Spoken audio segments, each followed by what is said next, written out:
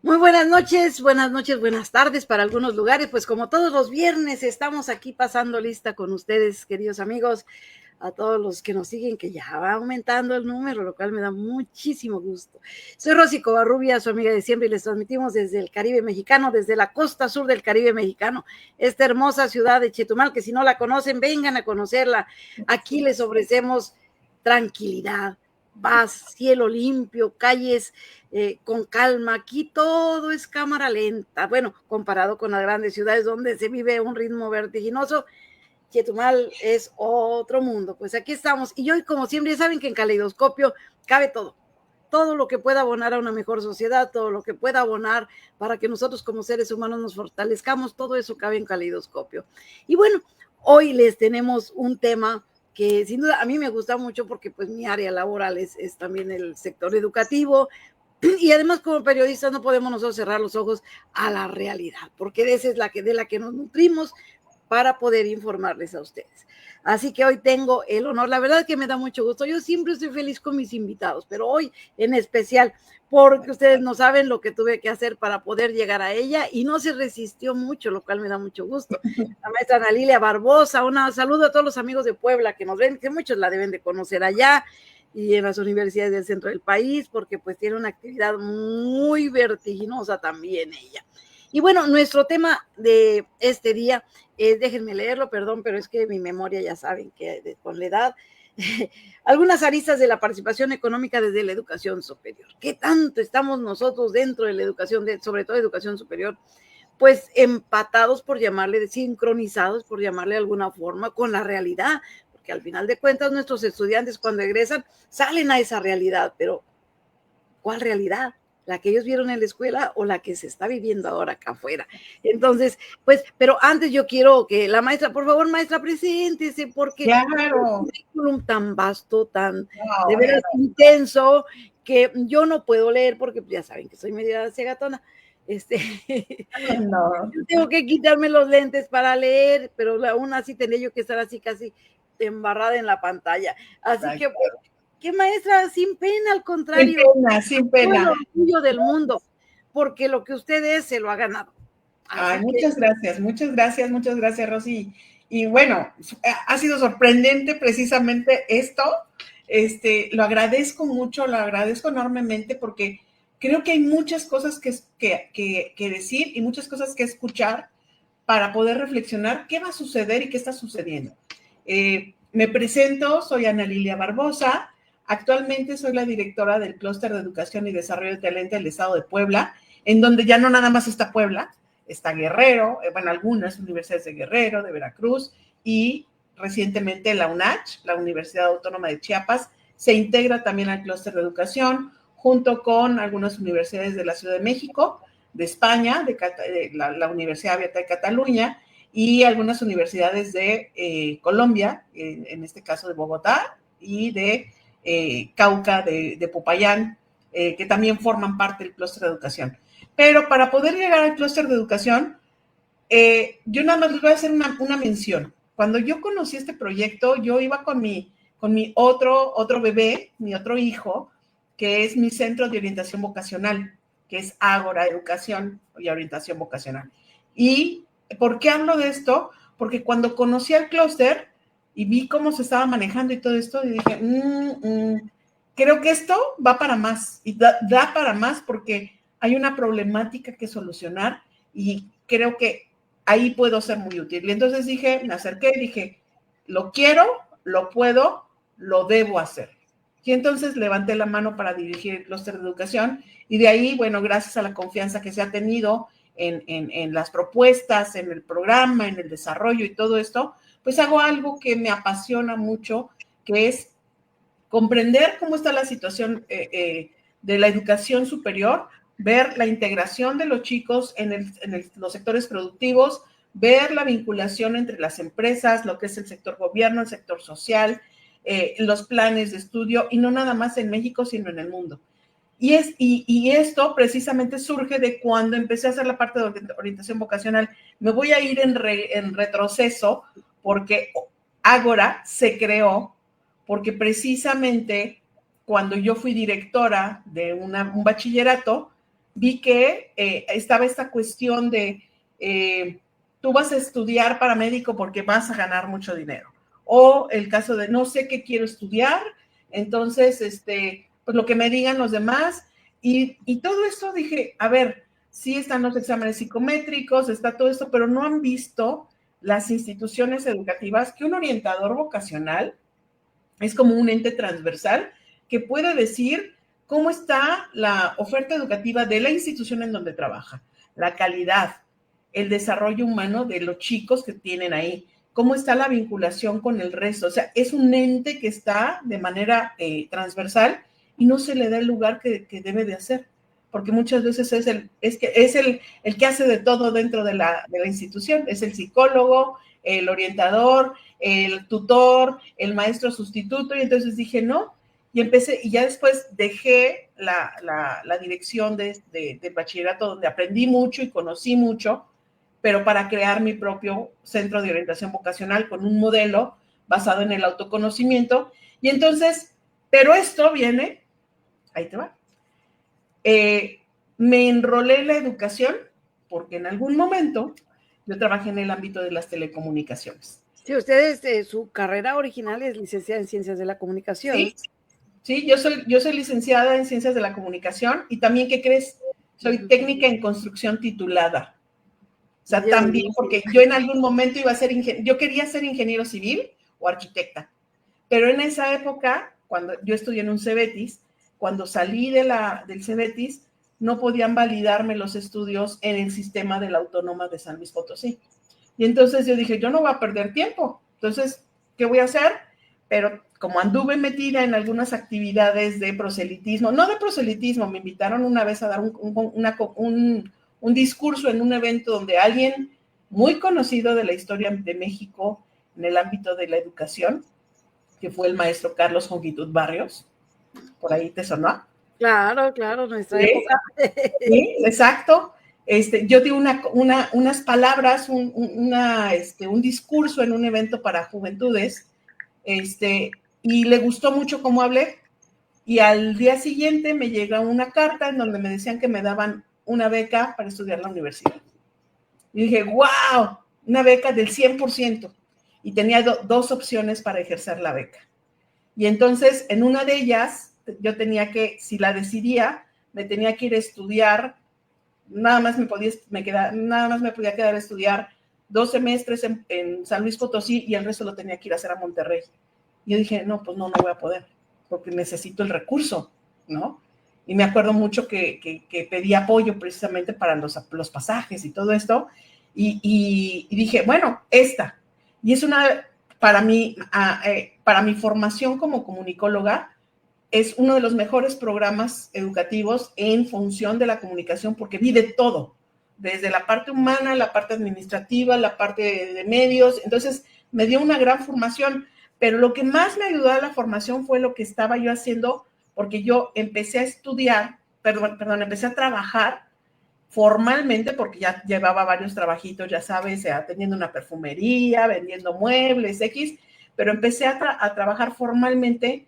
Creo que nuestra generación, perdón que le interrumpa, terminamos de alguna forma siendo polímatas, porque ¿sí? La vida nos lleva, pero no desaprovechamos ninguna oportunidad para crecer.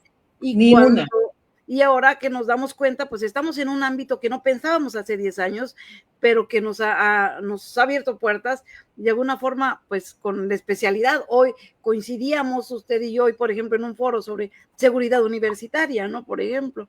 Exacto, porque aparte de todo eso, o sea, ahorita llegamos a la parte de seguridad, el formarse en diferentes ámbitos, digo, en la época me acuerdo que me tocó censar en el INEGI, andaba yo con mi mochilita tocando puerta por puerta y levantando el censo, fue uno de mis trabajos en la prepa. ¿No se encontró a Claudia Sheinbaum por ahí en la calle? No, creo que no me la encontré, no, yo era de los otros asoleados. A los otros asoleados. Pero bueno, el caso es de que mientras estudiaba en la universidad, yo empecé a trabajar precisamente en un lugar en donde tuve la oportunidad de ver mercadotecnia, publicidad, todo el ámbito de las películas, ¿no? Con uno de los grandes que fue en ese entonces, Macro Videocentro. Sí, y entonces duré trabajando toda la universidad y yo decía, yo quiero irme al corporativo a trabajar a Merca. Y terminé la universidad y me regresé a la Ciudad de México a trabajar en el corporativo en mercadotecnia y después liderando varias tiendas. Todo esto me llevó a que en algún momento después vino un proyecto en donde era todo lo contrario de lo que venía haciendo, porque surge el conflicto en Chiapas y entonces me entero que necesitaban gente del área de comunicación para la Secretaría de la Defensa Nacional. Y yo levanté la mano y dije, quiero vivir esa experiencia. Y entré a la Secretaría de la Defensa Nacional en el área de análisis de prensa, análisis de medios. Y bueno, esa es otra gran historia que tuve grandes maestros. Creo que vamos a hacer un programa de ese tema porque me tocó vivirla, pero del otro lado también. Ahí estuvimos en Chiapas. Exacto. También corresponsal de algunos medios. Bueno, pues tenemos que vamos a dejar pendiente sí. Entonces, ese tema no lo voy a desarrollar ahorita, nada más voy a decir que lo único que fue que aprendí a callar cuando tengo que callar y a leer donde tengo que leer, porque me enseñaron a leer las noticias, la información, los videos, todo desde el ámbito de inteligencia militar, el análisis de prensa, análisis de medios, ver quiénes estaban y todo eso. Entonces, eso me dio otra perspectiva. Y después me fui al ámbito de las telecomunicaciones, coincidiendo con uno de los primeros proveedores de Internet en México. Entonces, me tocó escuchar las conexiones de y de cuál, ya me desconectaste, bla, bla, ver la primera transmisión de un streaming en donde Café Tacuba estaba en una sala tocando y todo el cableado de un lado al otro para que pudieran hacer esa transmisión de streaming, la primera, así todos robotizados. Y eso me llevó también a ver otro mundo, ¿no? Igual en el ámbito de la mercadotecnia, las ventas, en la parte comercial, pero el ámbito de la ingeniería. Llegué al ámbito también de las telecomunicaciones satelitales y después formé mi propia empresa con mi socio en el tema de logística y distribución. Pero todo esto les estoy diciendo por qué llegué a la educación y por qué la seguridad. ¿Por qué la educación? Porque yo veía que llegaban gente, alumnos, o más bien recién egresados a trabajar, y yo les pedía que hicieran algún trabajo, por si yo decía, necesito que hagas un retorno de inversión para tal proyecto que vamos a salir, me ponían los ojos de plato. Y yo decía, ¿no sabes lo que te estoy pidiendo? No, pues no, es que sí lo supe, y a ver, no, cita con tu director de carrera, y a la semana yo ya estaba dando clases en la universidad, entonces 20 años en las aulas, comprometida no por ser maestra, porque aparte después estudié la maestría en educación, posteriormente estudié la maestría en liderazgo y gestión de instituciones educativas, porque precisamente quería ver yo cada vez más qué estaba pasando, porque a mi forma de ver, o al menos eso es parte de lo que me caracteriza, si hay algo que puedes hacer mejor, hazlo, ¿sí? Y ese hacerlo me involucra en diferentes temas en donde puedes combinar, y que esa es la parte de la riqueza de mi formación profesional, que me llevó a ver diferentes ámbitos. Y puedo hablarte de una cosa y puedo hablarte de la otra, pero por haberlo vivido, por haberlo experimentado. Y también el no tener miedo de moverme de donde estoy, ¿no? Esta cuestión de, si echas raíces, pero en ocasiones tienes que salir al mundo, al pueblito de al lado, estar muy atento, abrir los ojos, sentarte y también ver realidades, que eso fue algo que aprendí mucho cuando el conflicto en Chiapas, a ver, no pobreties a nadie, cada quien vive su historia, tenemos que ser muy respetuosos de la historia de cada quien, ¿no? Entonces, eso mismo me lleva ahora a tener esta ocupación, ya no preocupación, esta ocupación en que las universidades se acerquen a las empresas, que haya esa, en realidad, vinculación, ya no vinculación en papelitos, o sea, porque sí vemos muchas firmas de convenios y firma de convenio y firma de convenio, y bueno, ¿qué es lo que sigue, no? ¿Cómo vinculas? ¿Cómo en realidad haces posible que este alumno que trae estos conocimientos viva en el campo lo que tú estás dando en el aula y cómo la universidad, porque yo les decía a las universidades, es universidad, o sea, es abrirse al universo y recordemos de dónde viene la universidad, de este diálogo con los de afuera para comprender y llevarlo al adentro para una parte más detallada, más específica.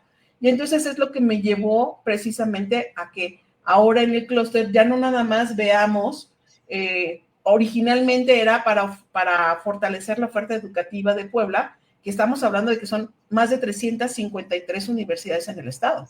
Pero, por cierto, ahorita la autónoma está en paro, ¿no? Sí, hay un tema ahí. Sí, alumnos de medicina creo están tomando las instalaciones. Sí, Hay que estar y pendientes. que es parte de la problemática, ¿no? Es parte de la problemática de no verte nada más hacia adentro, sino ver hacia afuera. Hay programas en donde los chicos pueden estar, el cómo promueves el que no todo sea centralista, sino que hay un mundo afuera, hay a escasos kilómetros de Puebla, San José Chiapa, están necesitados de médicos. Sí. O de practicantes, ¿no? O de servicio social. Entonces, esa es la parte que me apasiona, el ver cómo los problemas se convierten en el producto y en la solución. Y es lo que hace una semana estaba por tus tierras, estaba por Cancún, dando un taller de orientación vocacional con líderes de instituciones educativas de diferentes partes de México y de Latinoamérica. Y hablaba sobre eso, ya no hablen de carreras, hablen de problemas a solucionar, porque ahí se va a convertir esta parte de la carrera o de la especialidad, porque algo que también tenemos que ver es de que en la vinculación empresarial o en el desarrollo económico, tenemos que visualizar que sí, la información y la formación académica dan un plus, pero lo que suma más es que comprendas la dinámica económica y ya incluso ya ni siquiera económica, geopolítica, para que entonces pienses cuál es la solución, porque no es, yo les decía otra vez a los alumnos, no vas a sacar tu libreta para decir, déjeme ver qué está en el apunte, ¿no? Y el empresario también, no le pidas al alumno 4 años de experiencia cuando va saliendo, o sea, aquí tiene que haber un diálogo y tiene que haber una concordancia con esto que tiene que ir acercando y tiene que ir generando acortar esa brecha que se ha hecho de manera natural de nosotros los empresarios, de ustedes los universitarios, y entonces en el Inter, pobres chavos, o sea, yo les decía, por decir, las mesas de egresados son el limbo de este mundo, porque ya no son alumnos de las universidades, están en proceso de titulación, pero no los quieren contratar porque no tienen experiencia, pero en la universidad ya no los quieren porque ya salieron. Entonces ahí andan mientras andan de taxistas, andan haciendo oficios que si bien pues abonan económicamente, pero no es lo suyo. Pero no es lo suyo. Y entonces, de ahí a que regresen a su carrera, les va a costar más trabajo porque ya les entró más dinero o ya solucionaron el problema económico. Y entonces se despasan completamente de la realidad a donde deben de estar y la que deben en donde deben de abonar en todo caso, ¿no? Sí, y entonces ya no existe esa concordancia, y por decir, cuando se hizo el análisis de cuál sería el proyecto rector del clúster, parte de todo esto fue, dije, la ODS 8, trabajo digno. Tenemos que llevar la educación hacia el trabajo digno, pero no puede haber trabajo digno si no hay educación digna. Y en esta educación digna no es porque tengan super aulas, no, es, a ver, que este ente que está en el aula tenga procesos de realidad que pueda llevar y pueda cuestionar al profesor de, a ver, estoy viendo esto, y eso me dio mucho gusto en una conferencia que di hace unos meses, que me decían, a ver, eso que dijo de la carta aporte, dije, ok, en logística, sí, tiene que ver todo, le explicaba, y entonces volteaban y le decían al profesor, ¿por qué eso no lo explicaste? Y entonces ahí es el cuestionar, el poner en aprietos al profesor, es lo que yo sé que en algún momento le puedo caer gordo a alguien. Pero es válido también, habría que trabajar ahí a nivel de profesores, porque es válido en un momento dado no tener la información en la cabeza, ¿no? Y decirle con toda sinceridad al alumno, retomo tu pregunta, lo investigo y mañana te digo, porque exacto, digo, hay casos, ¿no? Sobre todo ahorita que, por ejemplo, la realidad es tan cambiante, ya tenemos la inteligencia artificial encima, la robotización, el cambio afuera es tan dinámico, y mientras adentro de las instituciones educativas de educación, por ejemplo, el caso de educación superior, la modificación y la adecuación de los cambios para adaptarla a esa realidad va lento. ¿Por qué? Porque son procesos administrativos que no se pueden saltar por su misma reglamentación, tienen que pasar por varias facetas hasta llegar a un consejo universitario que apruebe esos cambios, y cuando se aprueban afuera ya es de día. Sí, sí. Y hay que volver a empezar, entonces. Y hay que volver a empezar.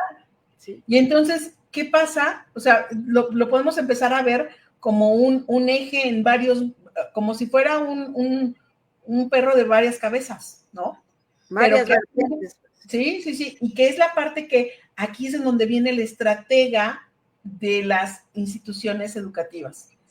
No estoy hablando del rector, ni el director, no, aquí estamos hablando de un grupo estratégico que pueda ver hacia dónde va el futuro, y que incluso el desarrollador de las carreras, de las materias, me decían hace poco, ¿qué harías?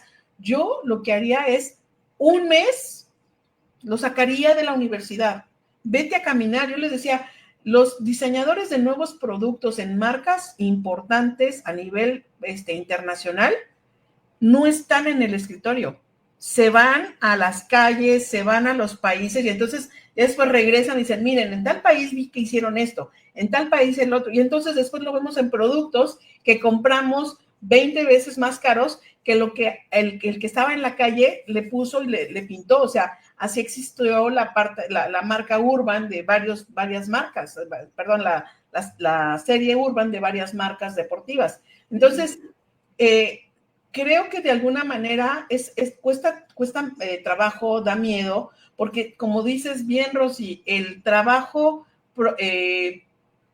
administrativo de operar la universidad se fue apoderando del trabajo académico. El trabajo académico. La universidad tiene que nutrirse de realidad todos los días. La educación tiene que estar pendiente ahí, porque incluso hay carreras que ya en poco tiempo van a ser obsoletas prácticamente. Entonces, si los alumnos no pueden tener el título, pero si no traen las herramientas, ¿sí? Y no solamente las herramientas técnicas, las herramientas tecnológicas, las herramientas comunicativas también. Sí, sí, y en este caso, o sea, bien lo mencionas ahorita, o sea, y que creo que incluso lo manejo mucho, ¿no? O sea, el maestro, el alumno que estudia Derecho va a conocer las bases del derecho que no van a modificarse más que por mercado.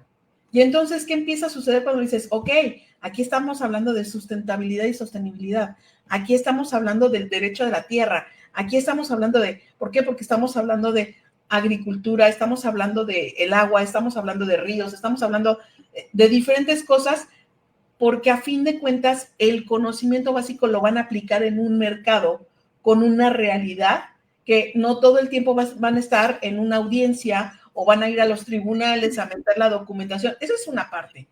Pero yo les decía, un abogado siempre va a ser bienvenido, pero el abogado que tiene la posibilidad de ver más allá y especializarse, y puede andar vestido de jeans, como puede andar vestido de traje, pero comprendió que se necesita ya. O sea, es cuando hablamos con los sectores productivos, aquí para uno de los ejercicios que se hacen en el clúster una vez al año es las reuniones sectoriales, y es escuchar qué es lo que ahorita necesita este sector. Y entonces, a ver, en el primer ejercicio, ya para el segundo ejercicio, yo les decía a las universidades, tomen nota, ustedes vienen a escuchar, escuchen, y todos nos llevamos muchas tareas, en donde incluso por ahí una profesora de física, una directora del área de física de una universidad, decía, ¿cómo es posible que no vean la física como parte de tal sector productivo? Digo, es que el detalle es de que el término física es igual a matemáticas, nerds, laboratorio, pero cuando les hablas de óptica en procesos productivos, de faros, de tal, entonces, ¿qué tenemos que hacer? Cambiar. A lo mejor no le cambias el nombre, pero cambias la manera en cómo lo vendes. Y así podemos ir sumando una serie de cosas que, a mi gusto, digo, vamos lento, es un clúster nuevo, para mí es es una pasión, pero que también tengo mi otra pasión, que es la parte de la orientación vocacional en Ágora, mi empresa, o sea, varias cosas que de alguna manera creo que podemos contribuir a que este chico que salga, a mí me da mucho gusto, ayer revisaba proyectos de unos chicos, y yo decía, híjole, de todos los que se inscribieron en este programa, veo estos casos y digo, sí se puede, sí podemos. El detalle es también, instituciones, apoyen, únanse, podemos trabajar unidos. ¿Por qué? Porque de alguna manera lo que a ti tú aprendes, a lo mejor yo no lo alcanzaba a ver y cuando platicamos, ok, ¿qué pasa? ¿Qué pasa si hacemos esto cruzado? ¿Qué pasa si compartimos laboratorios? ¿Qué pasa si hacemos? Es increíble que estemos buscando intercambios internacionales de la otra. ¿Cuándo han hecho somos capaces de hacer un proyecto integrador interno? No, o sea, lo platicaba con Cancún la semana pasada, o sea, sí, el alumno que estudia turismo en Cancún va a traer toda una noción diferente que el que estudia turismo en Puebla y el que estudia turismo en la Ciudad de México. ¿Por qué no hacemos estos intercambios en el estado para que podamos vivir? Es increíble que vengan del extranjero y sepan más de México que nosotros. O sea, platicaba con una gente de la India la semana pasada y me decía, sí, ya fuimos a Oaxaca y fuimos a Monte Albán y fuimos a tal, y ahora queremos ir acá, tal. Y yo decía, órale, o sea, pero yo traigo un itinerario bárbaro. Ahí hace falta fortalecer los intercambios nacionales, porque pues tanto la institución a veces le prioriza mucho, porque por la imagen internacional que puede ganar la institución, y el alumno pues a veces dice, no, pues de irme a Oaxaca, pues mejor me voy a Colombia, me voy a España, pero si lo vemos en función de lo que viene cuando ellos egresen, pues sí habría que insistir un poco en ese sentido, sobre todo desde el punto de vista institucional, y generarle un poco más de conciencia al alumno que sí es cierto, hay que abrirnos, tampoco podemos quedarnos aquí encerrados porque el mundo es muy dinámico y tienen que expandir los alumnos su visión si tienen esa oportunidad, pero no desdeñar el trabajo, incluso en los mismos estados a veces. Un ejemplo en Quintana Roo, por ejemplo. Los alumnos que estudian turismo, como lo decía usted, en Cozumel o en Cancún, pues tienen una visión, ahí tienen al turismo. Los que están en Chetumal o están en Felipe Carrillo Puerto, que es la zona maya, es otra cosa muy diferente. No tienen la materia prima ahí para retroalimentarse. Sí, ¿no? Y por decir, ahí estamos hablando también de choque de culturas, del valor de la antropología, el valor del sociólogo, de carreras que incluso hemos hecho a un lado creyendo que no aportan, pero que creen, o sea, un antropólogo que comprenda el movimiento de las culturas, que lo convierta en Hay veces que cuando vienen empresas internacionales o corporativos internacionales a abrir un hotel, le preguntan a los antropólogos para poder hacer el diseño del hotel. Entonces, creo que es esta parte de ampliarlo más. Y ahorita lo que decías es muy cierto, ¿no? Hay quienes demeritan un intercambio interno y prefieren, no, pues sí, de que te vayas aquí, vete allá. Sí, es muy cierto. También es algo que incluso lo platico mucho en las reuniones con los papás en orientación vocacional. Digo, hay que ser bien honestos y decir hasta cuánto vas a poder, no cuándo, hasta cuánto va a poder tu cartera. ¿Por qué? Porque de repente queremos, no, sí, bueno, puedes o no puedes, porque no es un hijo. Pueden ser 2, pueden ser 3, y a los 3 les tienes que dar lo mismo. Entonces, o nada más va a ser a uno y vas a sacrificar a los otros, o sea, todo eso, ¿no? Pero también hay otra parte ahí que se les olvida, por decir, ¿qué pasa si un alumno que está estudiando ingeniería en sistemas en Chetumal hace un intercambio y se va a Querétaro?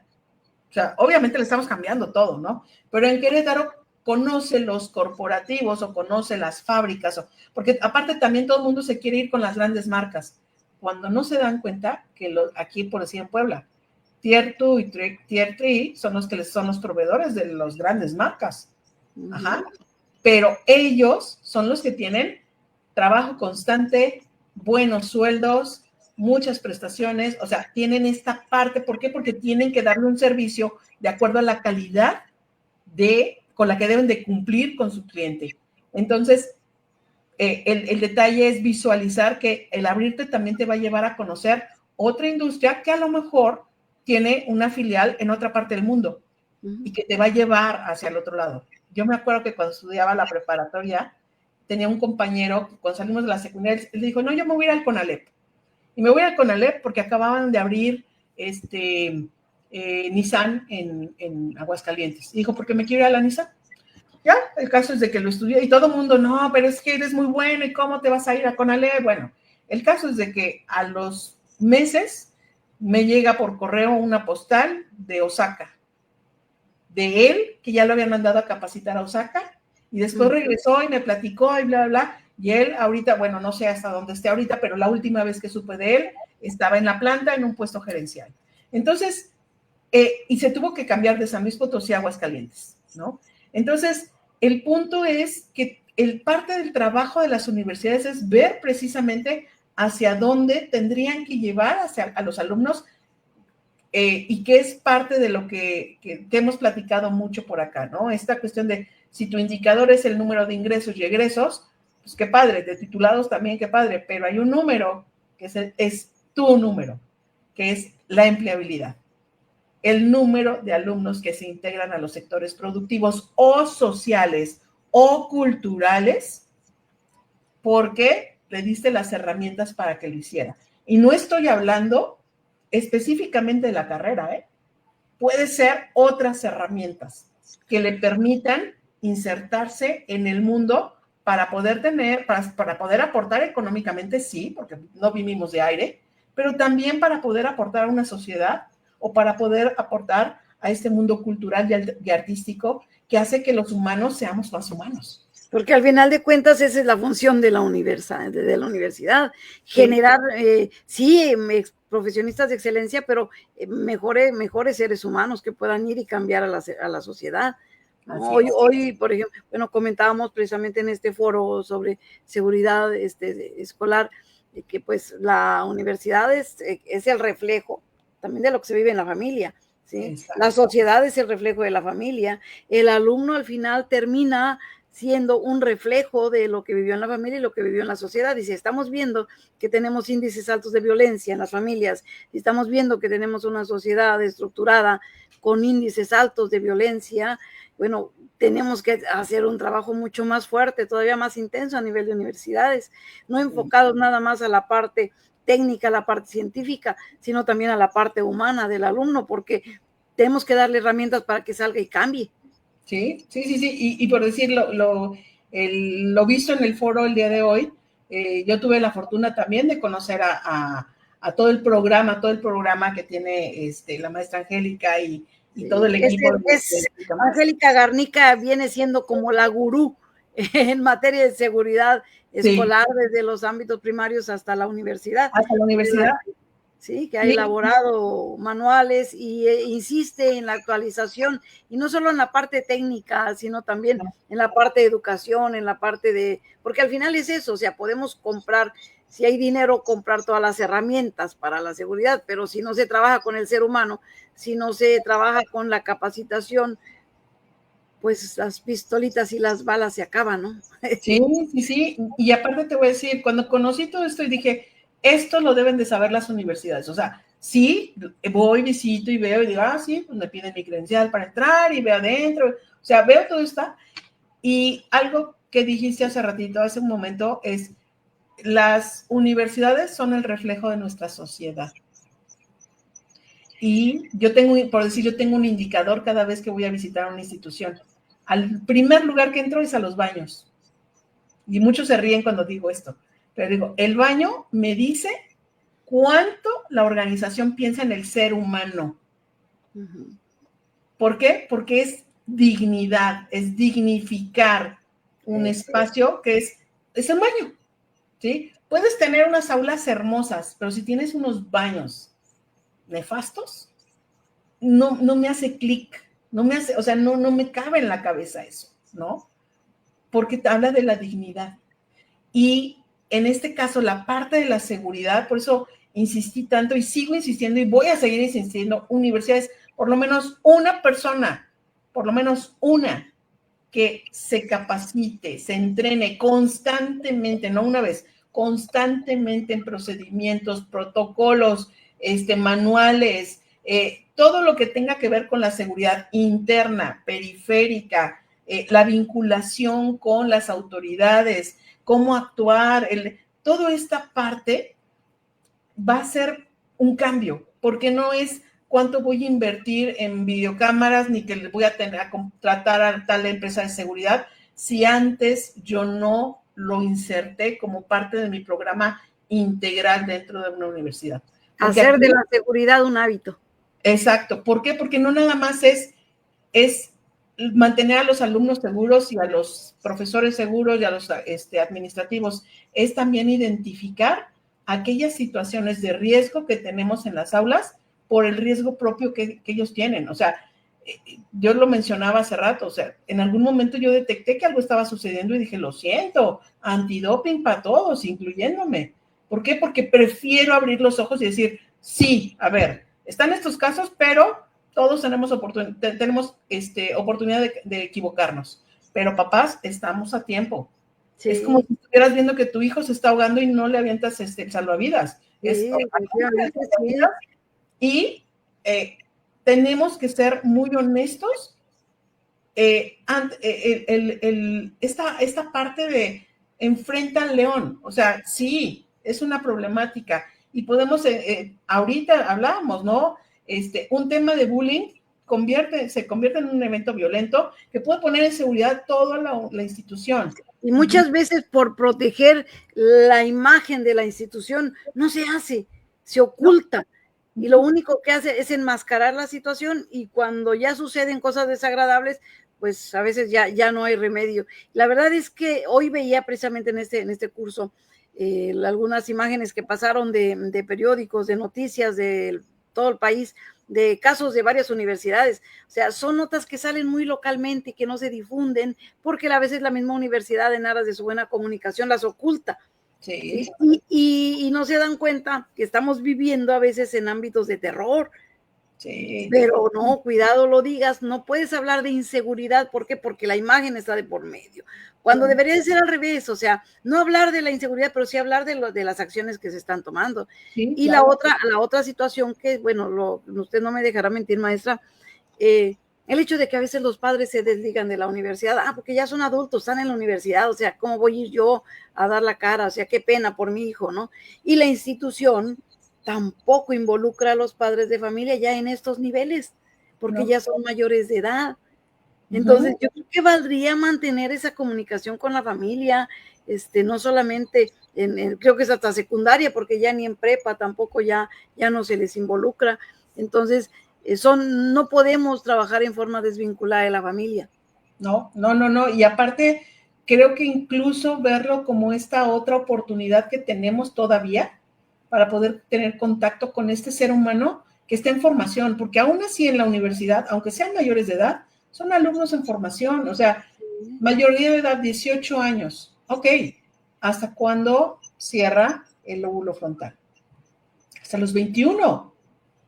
¿Sí? Y en los 18 se van a la universidad y si se van fuera de su casa, el primer semestre se lo beben hasta donde pueden y entonces después volver a agarrar este ritmo y qué padre, o sea, creo que algo que tenemos como cultura latina es que todavía tenemos una familia, todavía tenemos esta parte de te escucho, sí, hemos estado atraídos por esta cuestión de no, ya, terminas, vámonos, te independizas, yo le sigo, y digo, ¿de veras? O sea, qué prisa por aventar a la gente a decir, sí, tienen que hacer su ritmo, su rumbo, ser autosuficientes, su vida, pero creo que tenemos que aprender a saber ese equilibrio y trabajando en conjunto, institución educativa, familia, sociedad, autoridades, se pueden reducir muchas cuestiones o incluso poner en la mesa, porque decíamos hoy, ¿no?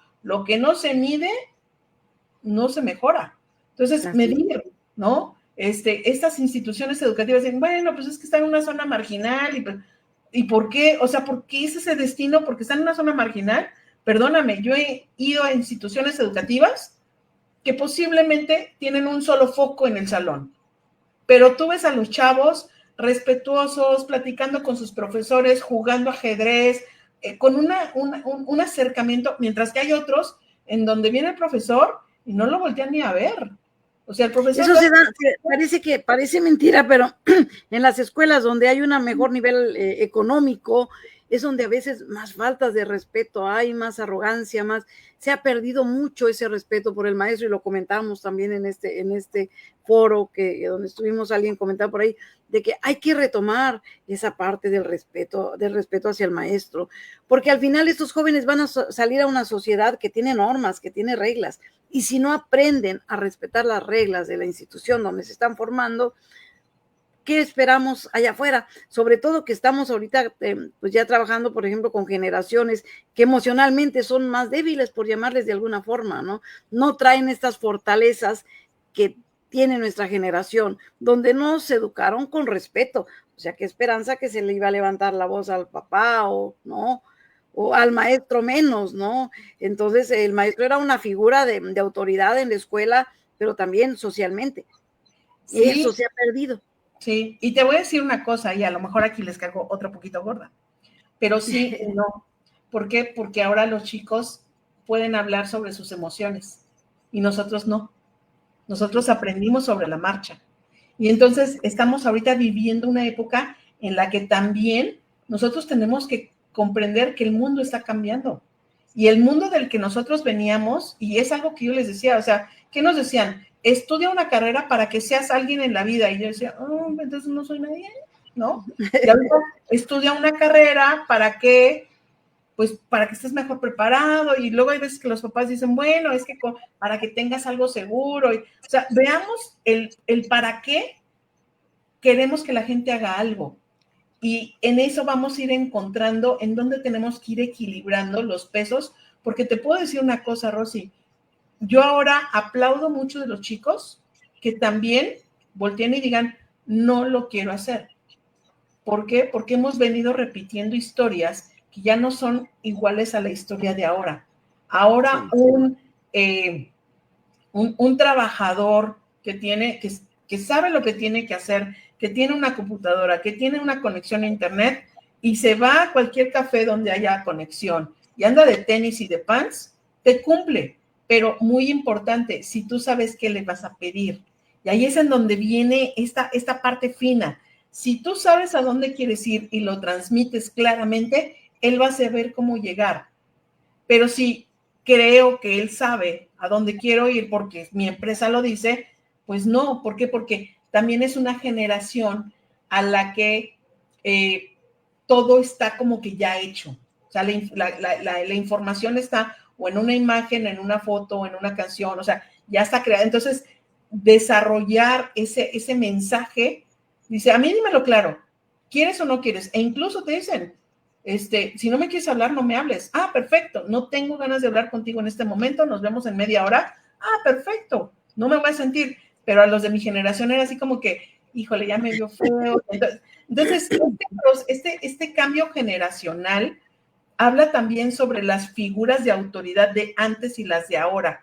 Y en las de ahora te exigen más, no nada más porque seas el papá o la mamá, sino porque en realidad cumplas el papel de ser papá y mamá, no de ser amigos, sino de cumplas el papel de ser mamá y papá, porque en ti veo a ese adulto que quisiera me escuchara, ¿no? Entonces, son muchas cosas que sí es un reto dentro de las instituciones educativas, pero creo que el más importante es que pensemos fuera de la caja y volteemos a que el mundo está cambiando, que una universidad tiene que estar más cerca de los sectores productivos y sociales que, perdón, de los procesos burocráticos que se tienen que cumplir.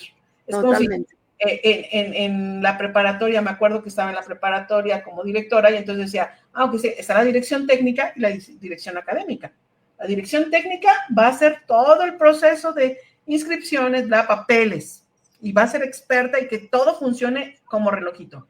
Y la dirección académica sale al mundo para que traiga los contenidos adecuados para los chicos para que se conviertan en algo productivo. Y está la dirección general que hace que estas dos concuerden. Entonces, es esta manera de ver cómo trabajamos de manera holística con el adentro y el afuera, ¿no? Digo, por ahí va, creo, y pues es parte de lo que a mí me apasiona hacer en estos momentos. Sí, ya me di cuenta, maestra, pero además figuras como usted dentro del ámbito educativo tienen que existir. Hablaba usted del orientador vocacional, realmente es una figura que pues se ha quedado a nivel de preparatoria, pero todavía a nivel de universidad a veces hay que reorientar a los alumnos, ¿sí? Nosotros tuvimos esa fortuna, digo, yo lo veo ahora realmente como una fortaleza, tal vez en otra época no, el hecho de que a veces tuvimos que estudiar una carrera porque había que trabajar, había que ayudar a la familia, no pensábamos si esta es mi vocación, no es mi vocación, no es lo que tengo enfrente para estudiar ahora. Yo soy licenciada en periodismo también, pero mi primer carrera fue como enfermera. Se me atravesó el Politécnico enfrente y me metí. Sí, claro. Y salí a trabajar para poder hacer otra carrera y a partir de ahí crecer.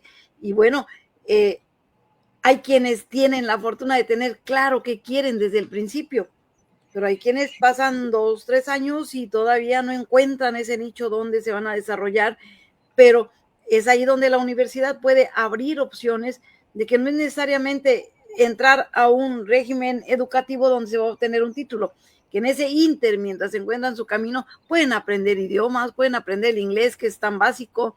En este momento hay otro tipo de analfabetas. Hay el analfabeta, el que no sabe inglés o el que no sabe nada de cómputo. Antes el analfabetismo era no saber leer y escribir. En este momento hay otro tipo de analfabetas que pueden salir con muchos títulos, pero si no se han involucrado en la parte de la tecnología, ahora con la inteligencia artificial, o no se han involucrado con aprender inglés, aquí, bueno, que tan necesario también es el maya, por la zona donde vivimos, ¿verdad? Claro que es menos la gente, pero pues también merecen ser escuchados y ser entendidos, que son parte de este mundo, parte de nuestra cotidianidad. Entonces, y así como esto hay otras herramientas de interacción, que esa es una cosa también en la que siento que a veces andamos flojos, porque puede salir un alumno titulado por promedio, el alumno bien portadito y todo, pero tiene problemas graves de comunicación, no se sabe vender. No sabe vender, no sabe trabajar en equipo, no sabe expresar las ideas, y esa es la parte que decimos, ¿no? O sea, la parte numeral te va a decir algo, ¿no? A lo mejor un machetero, y a mí me tocó ver esos casos, ¿no? Pero también está aquel que sin ser el machetero solucionaba problemas, y cuando lo ves en el sector laboral, y lo vi de varios casos, ¿no? O sea, yo quiero a alguien que me venga a solucionar problemas. Hablamos de las habilidades blandas, ¿no? Sí. Que son las habilidades para la vida, en realidad. Totalmente. En el caso de orientación vocacional, también es repensar la orientación en el sentido de que, ¿qué es más viable? ¿Que tú lo encamines a que estudie una carrera o que se conozca a sí mismo para saber qué quiere? Por ahí se nos trabó la maestra. A ver, ya regresó. Se trabó un poquito, pero ya regresó. Perfecto. Mi maestra, pues la verdad yo estoy encantada escuchándola. ¿Qué más quisiera yo que poder alargarnos acá? Y mire que para redes sociales, que todo el mundo dice que los programas deben ser cortitos porque la gente luego no escucha, pero no, tenemos la fortuna de que tenemos buena audiencia y que pues tampoco digo nos alargamos mucho porque pues también uno se cansa, ¿verdad? Pero déjeme, maestra, aprovechando ahorita inter para mandar saludos. Por aquí tengo saludos que se nos han ido rezagando. Diana Romero, que nos escucha y nos ve por allá en Zapopan, un saludo. Raimundo Solorio también en la Ciudad de México. Tenemos una persona que siempre está pendiente de nosotros, José Luis Cucovillo, gracias, siempre está pendiente en la Ciudad de México. Oscar Manuel, Gilberto Arechiga, gracias. Marco Antonio Ramos también en Veracruz. El ingeniero Fidel Matus, gracias también desde Veracruz. Y por acá tenemos a Alfredo Valenzuela, que nos escucha, nos dice, en California, gracias a Gilberto González también, tenemos bastante audiencia en Veracruz, a los amigos que nos escuchan en Los Ángeles, California, en Perú, que también tenemos por allí audiencia, y desde luego a los amigos de Guanatos FM Network en Guadalajara, quien gracias a la alianza que hemos logrado, pues podemos llegar a mucho más gente. Gracias también a Budocán Radio y Televisión de Veracruz, a quien quiero pues felicitar porque están por inaugurar, no sé si los estoy quemando, están por inaugurar sus estudios, y pues también a través de ellos estamos reproduciendo por ahí nuestros programas. Les agradezco infinitamente que pues hayan aceptado hacer esta alianza, porque podemos llegar a más gente. Ahora sí que en este mundo tenemos que aliarnos con los buenos, tenemos que, como usted decía, con los que piensan como uno y los que tienen el mismo fin. Y en este caso, pues es abonar un poquito a una mejor sociedad, abonar un poquito, pero además darnos el gusto de ejercer una profesión tan noble como es el periodismo, aunque en la parte económica uno ande navegando por otro rumbo, pero somos periodistas de corazón, maestra Ana Lilia. Ahora sí, esa es nuestra visión, nuestra vocación. Y pues ahora aprovechando las redes sociales, ¿verdad?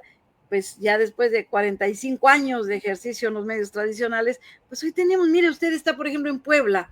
Sí, sí. Estamos mandando nuestra señal a Guadalajara para que luego allá entre Guadalajara y Veracruz nos redistribuyan. Entonces, es una maravilla, es una maravilla.